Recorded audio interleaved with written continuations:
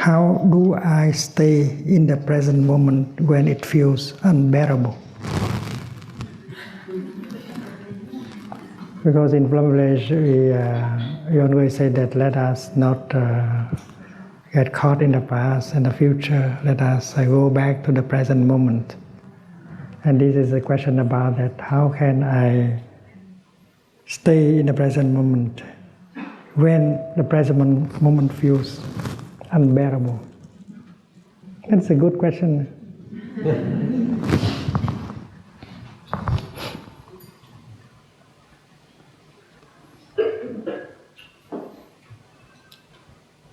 Anyone who knows the practice of mindfulness knows that you have to go home to the present moment.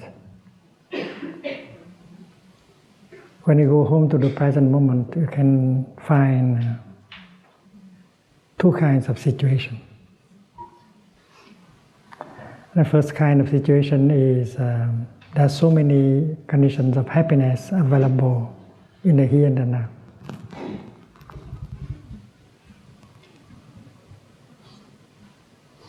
When you breathe in and bring your mind home to your body, you are established in the present moment. And you notice there are so many refreshing and healing elements available in the present moment. There's also many conditions of happiness available in the present moment. And with that awareness to generate a feeling of joy and happiness is very easy. That you can do in order to nourish yourself. To nourish yourself with joy and happiness. So that is the first thing you encounter when you go back to the present moment. The second situation is that when you go back to the present moment, you might encounter a feeling of pain, a feeling of a painful emotion that is in you.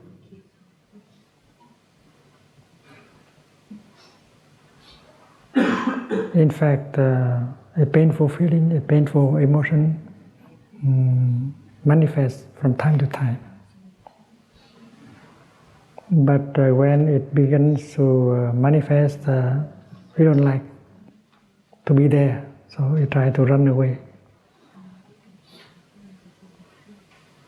Pretending that it is not there. So no one is there in order to take care of the painful feeling, the painful emotion. So going back to the present moment here is no longer to recognize the elements of joy and happiness, but to have a chance to take care of the pain in ourselves and to transform it.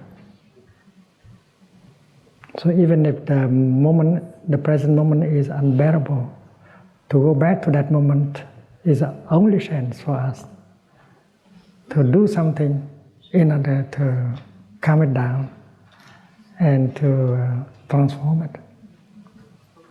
Most of people don't do that because they are afraid that when they come home to themselves and touch the pain inside, they will be overwhelmed by the suffering. And that is why their practice is to run away. Imagine something about the future to forget. Go back to the past to forget.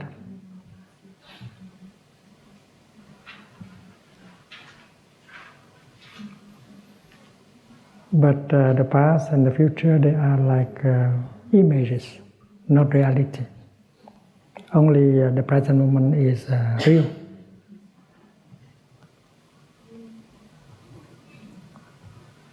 Many people try to cover up the pain inside.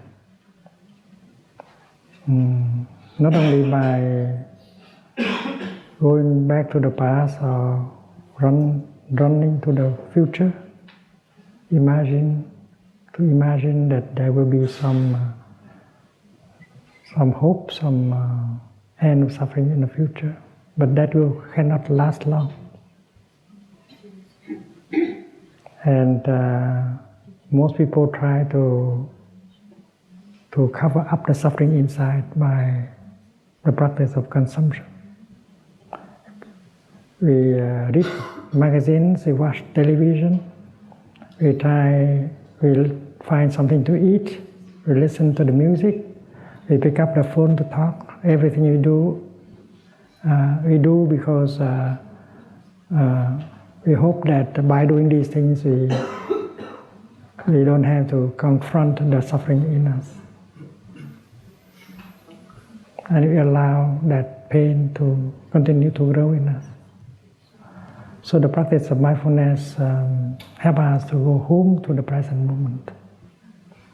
Even the moment is not pleasant, but it is in that very moment that we can understand the suffering and that we can find a way in order to calm it down and to transform it. So next time when you find the present moment not pleasant, don't think that running away from it is the best way. No, it may be a chance. So stay in that moment, look deeply into the nature of your suffering. If you know how to practice mindful breathing or mindful walking, generating the energy of mindfulness, and then that energy of mindfulness generated by the practice help you to be strong enough to recognize, encounter the pain, and embrace it tenderly. And embracing your pain tenderly, in a few minutes you can calm it down. And if there are other practitioners practicing with you,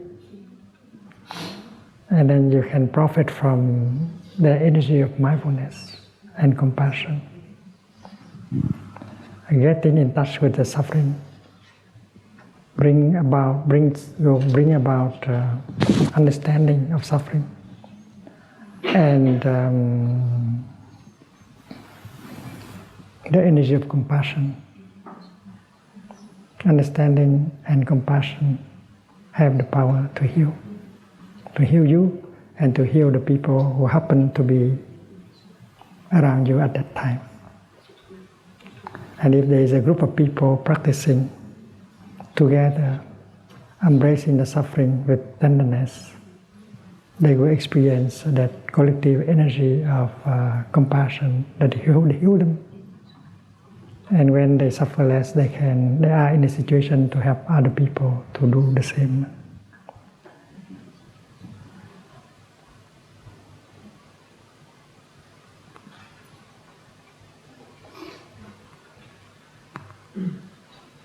There is a bodhisattva whose name is Kshitigarbha.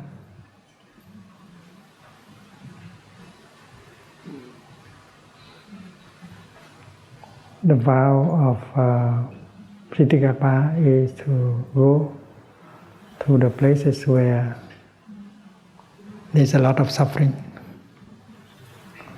in order to have a chance to serve, to help.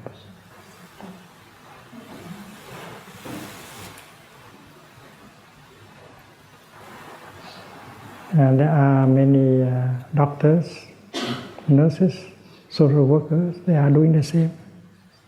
They volunteer to go to painful spots of our earth, of Mother Earth, in order to help the people. So Bodhisattva, Kshitigarbha, they are real, they are not just images.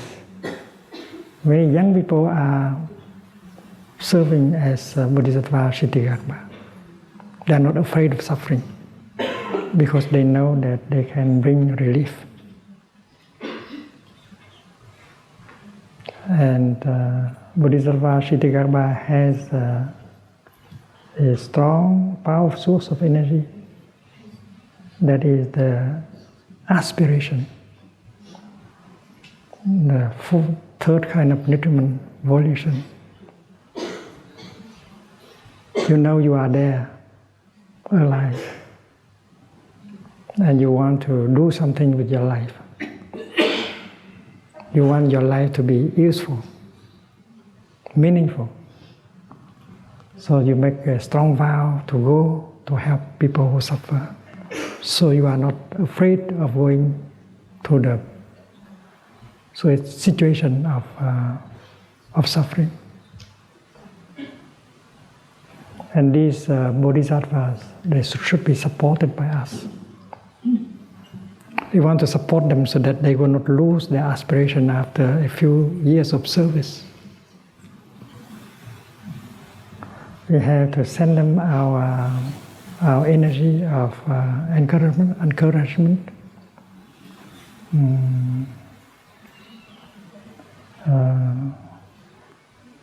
They need nourishment and healing.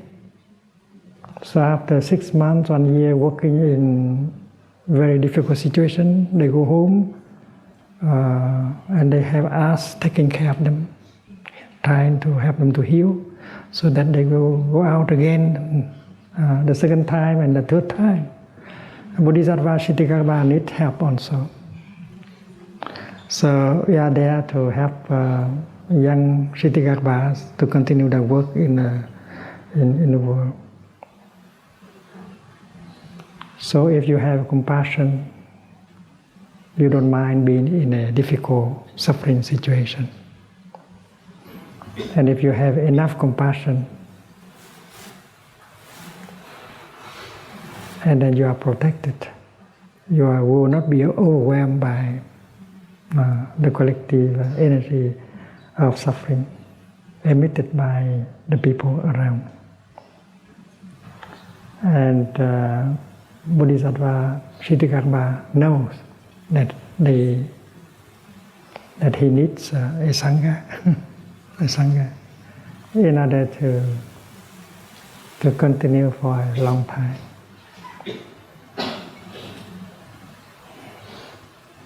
So the practice should not only be individual.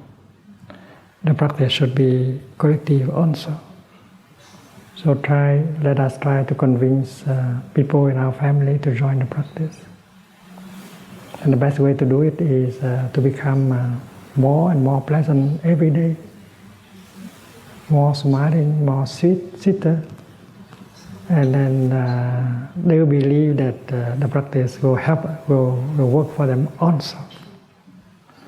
So when your family, your community enjoy more harmony, health, brotherhood, sisterhood, and then your aspiration can be more easily realized. Without a sangha, without a group of people, our dream cannot come true. So not only we try as a person, but we know that operating as a group of people, as a sangha, is always much better.